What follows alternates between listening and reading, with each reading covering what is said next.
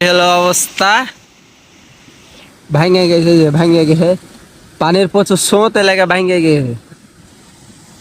এক রাতের পানিতে এত গালা পানি হয়েছে, মানে ওদিকের সম্পূর্ণটা পানি এখান দিয়ে নামছে। আর এই ব্রিজটা এখনো মানে কমপ্লিট হয়নি আর কি। আরেকজন ফের হাসছে এই যে আমরা দুজনে ঘুরতে আসছি। তাহলে এখানে পাইপ দেওয়া হয়েছে, এই যে ওদিকে নদী আছে, ওই নদী থেকে এদিকে এতে পানি যাবে, বিলে ধানে পানি দেওয়া হবে।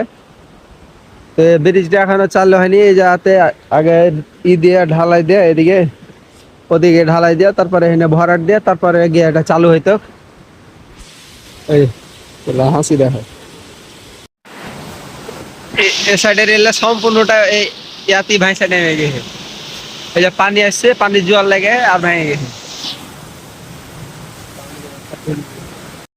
আর এখানে হচ্ছে গিয়ে সারা মাছ ধরছে, মাছ হয়তো উঠছে কারণ এত পানিতে প্রচুর মাছ আছে। আর ওদিকে ধলে আমরা তো মেরেছিলাম মাছ, এবং কাছে একটা মাছ পাইনি। আমাদের হচ্ছে গিয়ে এখন চলে যাবো, আজ থাকা হবে না। পানির এখানে প্রেসার খুব, আর পানির শব্দতেই তো বুঝা যাচ্ছে যে হ্যাঁ পানির প্রেসার কথা। আর এলে দিয়েছে গিয়ে ধারে পানি দেওয়ার লেগে সরকারি ভাবে দেওয়া হয়েছে, নদী থেকে পানি দিবে, ডিপ থেকে পানি দিয়ে খুলাইতে পারে না। আর ব্রিজ এখনো চালু হয়নি কারণ এখানে এ সাইডে আরো ঢালাই করে এই জায়গাটা আরো ভরাট ফেলতে হবে। তার আগে তো যেভাবে ভাঙন ভাঙা নামছে, মাটি এভাবে ভাঙা ভাঙা নামছে, মনে হলে যে এনে ব্রিজ খুব বেশি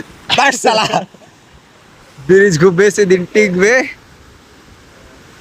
ওই পানির যদি এতটা স্রোত থাকে তো কিভাবে থাকবে,